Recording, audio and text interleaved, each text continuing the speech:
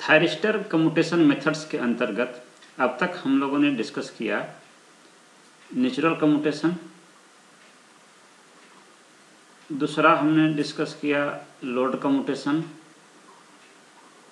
और तीसरा हमने डिस्कस किया था फोर्स्ड कम्यूटेशन। फोर्स कम्यूटेशन के अंतर्गत हमने डिस्कस किया class B commutation, class C commutation और क्लास डी कम्यूटेशन। और चौथा जो कम्यूटेशन है वो है आपका external pulse commutation. External pulse commutation, तो आज के लेक्चर में हम लोग एक्सटर्नल पल्स कम्यूटेशन डिस्कस करेंगे। External pulse commutation, external pulse commutation is also called class E commutation. External pulse commutation को क्लास ई कम्यूटेशन भी कहा जाता है। In this type of commutation a pulse of current is obtained from the separate voltage source to turn off the conducting thyristor। यानी इस प्रकार के commutation में कंडक्टिंग थायरिस्टर को टर्न ऑफ करने के लिए एक सेपरेट वोल्टेज सोर्स की मदद से करंट पल्स जो है वो प्राप्त किया जाता है, ऑब्टेन किया जाता है। The peak value of this current pulse must be more than the load current, और इस करंट पल्स का जो पीक वैल्यू है, मैक्सिमम वैल्यू है, वो लोड करंट से ज़्यादा होना चाहिए।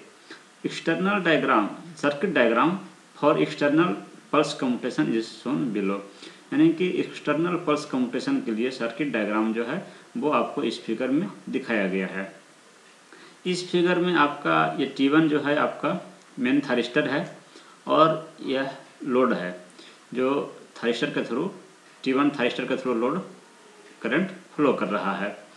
ये आपका सोर्स सप्लाई है, थायरिस्टर जो थायरिस्टर के थ्रू और लोड के थ्रू करंट फ्लो कराता है।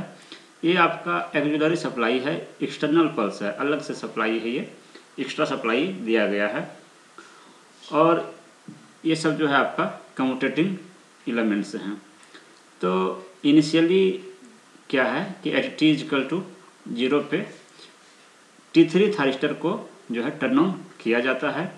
जब T3 थायरिस्टर को टर्न ऑन किया जाएगा, ये आपका थायरिस्टर ही है, यहाँ पे सिंबल छूट गया है। तो T3 थायरिस्टर को जब टर्न ऑन किया जाएगा तो ये आपका शॉर्ट सर्किट की तरह बिहेव करेगा। उसके बाद ये जो एक्सटर्नल सप्लाई है यह एक सर्किट बना देगा, एक सर्किट बन जाएगा आपका T3L और कैपेसिटर, इसके थ्रू एक सर्किट बन जाएगा ये, और इसमें करंट फ्लो होगा।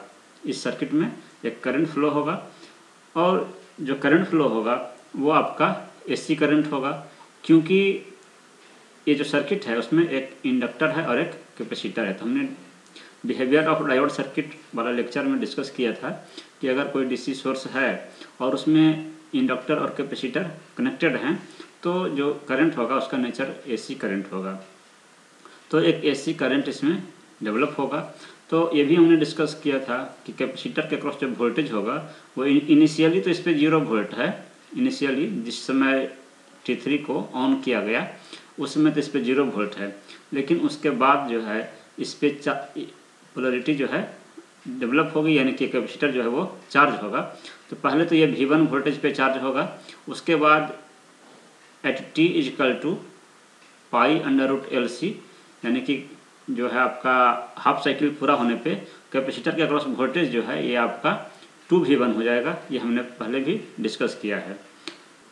जिस समय ओमेगा इक्वल टू पाई होगा, ओमेगा इक्वल टू पाई होगा, उस समय जो है एक कैपेसिटर के अक्रॉस वोल्टेज हो जाएगा 2V1, जहाँ ओमेगा क्या है, ओमेगा जो है 1/√LC होता है, ये हमने डिस्कस किया था। तो ओमेगा T इक्वल टू पाई, तो 1/√LC इक्वल टू पाई, तो यहाँ से T इक्वल टू जो टाइम होगा वो π√LC, यानी इस टाइम पे T equal to π√LC time पे जो है आपका कैपेसिटर के क्रॉस वोल्टेज जो है वो सोर्स वोल्टेज का जो एक्सटर्नल सप्लाई है उस वोल्टेज का डबल वोल्टेज इस पर डेवलप हो जाएगा। उसके बाद क्या है कि T2 थायरिस्टर को ऑन किया जाएगा। थायरिस्टर T1 को टर्न ऑफ करने के लिए T2 को ऑन किया जाएगा। जब T2 को ट्रिगर किया जाएगा, ऑन किया जाएगा, तो ये जो आपका ब्रांच है ये आपका शॉर्ट सर्किट हो जाएगा। तो 2V1 आपका वोल्टेज जो है ये लोड के अक्रॉस अपीयर होगा, लोड के अक्रॉस 2V1 वोल्टेज अपीयर होगा। तो उसके बाद क्या है, यहाँ का जो वोल्टेज है ये आपका Vs है, तो जो वोल्टेज है वो आपको यहाँ पे सप्लाई वोल्टेज Vs है, यहाँ पे 2V1 वोल्टेज है, तो दोनों का जो डिफरेंस होगा दोनों वोल्टेज का वो इस थारिस्टर के अक्रॉस अपीयर होगा। और वो वोल्टेज जो है वो आपका, चूँकि ये वाला वोल्टेज आपका ज़्यादा है इसलिए यहाँ जो है आपका पॉजिटिव पोलरिटी होगी और यहाँ पे निगेटिव पोलरिटी होगी।